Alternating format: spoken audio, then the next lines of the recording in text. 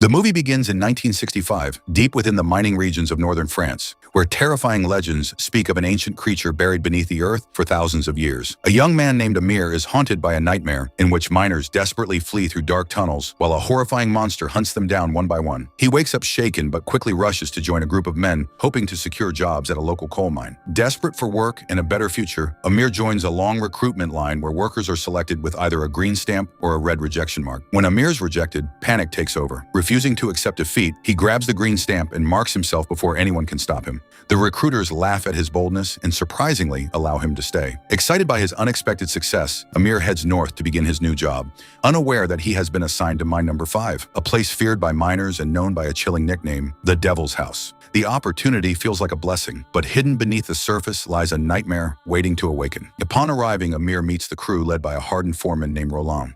Around the same time, a mysterious scientist named Professor Berthier arrives with unusual requests. Unlike everyone else, Berthier is not interested in coal. He wants access to the deepest and most dangerous sections of the mine. Amir is assigned to Roland's team and begins learning the brutal realities of underground mining. The darkness is overwhelming, the work is exhausting, and every tunnel feels like it hides secrets that should never be disturbed. During his first days underground, Amir struggles to keep up with the experienced miners. He injures his hand and is sent to assist with the animals used inside the mine. There he discovers a blind horse that has spent years living beneath the earth. Roland also explains the importance of rats, revealing that miners pay close attention to them because they can sense danger before humans do. Although exhausted after every shift, Amir refuses to quit and slowly earns the respect of those around him. 1 week later, Professor Berthier joins the crew underground and offers them extra pay if they help him reach a specific location. Following his instructions, the miners use explosives to blast through a wall. Instead of finding more coal, they uncover a massive hidden void beneath the mine. Berthier immediately becomes excited while the miners grow uneasy. They descend into the newly discovered chamber and find themselves standing inside the remains of an ancient underground world that has been sealed away for generations. Roland recalls old stories about a forgotten mine that burned decades earlier, trapping workers inside forever. As the group explores deeper, Berthier mysteriously disappears. The miners split into teams and search the maze-like tunnels. During the search, Amir discovers a human skeleton clutching a strange geometric object. Nearby, a warning is carved into the wall, claiming that everyone who enters this place is cursed and hunted by a creature that lurks within the darkness. Most dismiss the message as superstition, but Amir cannot shake the feeling that something is terribly wrong. Eventually, the miners find Berthier again, but their questions only lead to more secrets. After another explosion opens a hidden passage, they enter an enormous chamber covered in ancient symbols and hieroglyphs. Berthier reveals that the markings may be thousands of years old. As they continue exploring, they discover piles of bones, ancient weapons, and evidence of a long-forgotten civilization. Then they find the most shocking discovery of all, a massive stone sarcophagus resting in the heart of the underground ruins. Berthier becomes fascinated by the tomb and claims it may belong to a powerful deity worshipped by ancient people. While he eagerly documents everything, the miners want nothing more than to leave. Their plans suddenly collapse when a cave-in seals the exit and traps everyone underground. To make matters worse, one of the miners suffers a severe injury. Panic spreads quickly as they realize nobody on the surface knows where they are. They are completely isolated beneath the earth with no way to call for help. While Roland organizes rescue efforts, several miners become obsessed with opening the mysterious sarcophagus. They believe valuable treasures might be hidden inside. At first, the lid refuses to move, but Amir remembers the strange object he found earlier. When he inserts it into a matching slot, the tomb unlocks. Inside are precious gold ingots and a figure wrapped in ancient cloth. The miners immediately begin grabbing the treasure, ignoring Amir's warnings and showing no respect for whatever lies within the tomb. Moments later, terrifying screams echo through the darkness. The miners who disturb the tomb come running back in absolute terror, claiming something is chasing them. Nobody believes them until long, skeletal fingers suddenly emerge from the shadows and drag one of the men away. Fear instantly takes control of the group. They follow a trail of blood and discover the mutilated remains of their friend. The nightmare has become real, and something ancient has awakened beneath the mine. Berthier finally reveals fragments of the truth. According to scattered records, an unknown civilization lived in these underground chambers thousands of years ago and worshipped a being that supposedly descended from the sky. Amir realizes something important. This was never a tomb, it was a prison. Before anyone can fully process the revelation, they rush back to check on their injured companion. Instead, they witness a horrifying sight as the monstrous creature tears the helpless miner apart before disappearing back into the darkness. Realizing they are being hunted, the survivors discuss using explosives to kill the creature. Berthier suggests returning to the ruins and studying the inscriptions more carefully, believing they may reveal another route to the surface. As they search deeper into the underground city, they find evidence of ritual sacrifices in chambers stained with blood. The deeper they travel, the more obvious it becomes that this place was built around feeding and imprisoning something unimaginably dangerous. If you found yourself trapped miles beneath the earth with a creature like this hunting you through endless tunnels, would you try to fight it or spend every second searching for a way out? Let me know in the comments, because the survivors are about to face an impossible choice.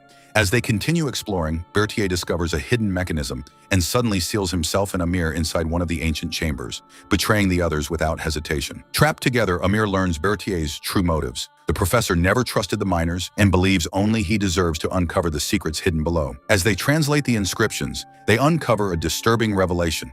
There are supposedly 9 similar prisons scattered across the world, each containing sleeping entities waiting for a specific moment to awaken. Ancient volunteers were sacrificed to feed them, ensuring they remained alive until their destined return.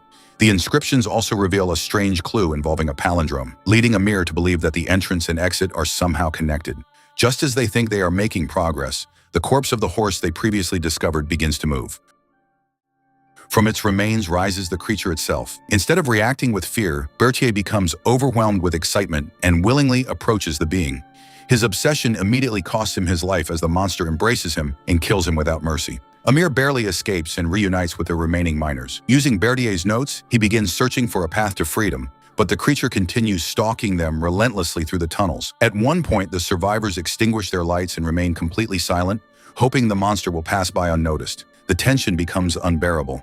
When they finally turn their lights back on, the creature is standing almost directly beside them.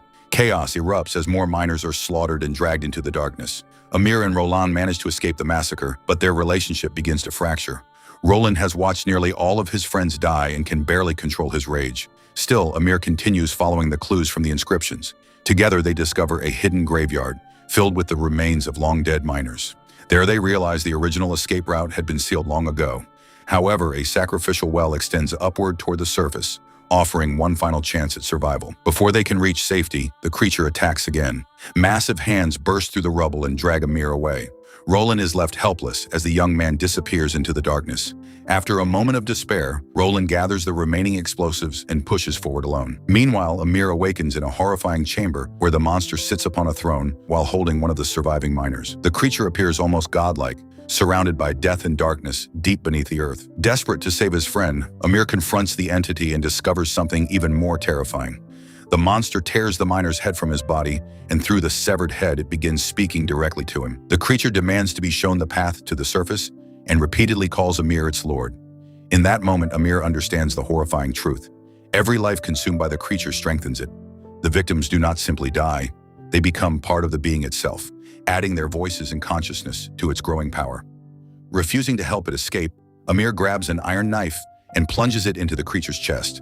The attack wounds the monster and buys him enough time to flee. Racing through the tunnels, he finally reaches the sacrificial well, where Roland has already begun climbing toward freedom. Reunited for one final stand, Amir and Roland climb the towering shaft while placing explosives along the walls. For a brief moment, escape seems possible. Then the creature appears beneath them and begins climbing at terrifying speed. Roland quickly realizes there is no way all 3 of them can leave the shaft alive. He orders Amir to activate the explosives, but nothing happens. The mechanism fails. With the monster rapidly closing the distance, Roland descends, grabs the detonator himself, and prepares the final charge. Encouraging Amir to keep climbing, he turns the handle and triggers a massive explosion. The blast consumes the creature, Roland, and the entire shaft, burying the ancient horror beneath tons of rock forever. If you enjoyed this movie recap, make sure to like the video, subscribe to Great Animation Recaps, turn on the notification bell so you never miss an upload, share your thoughts in the comments, and check out more epic movie recaps on the channel.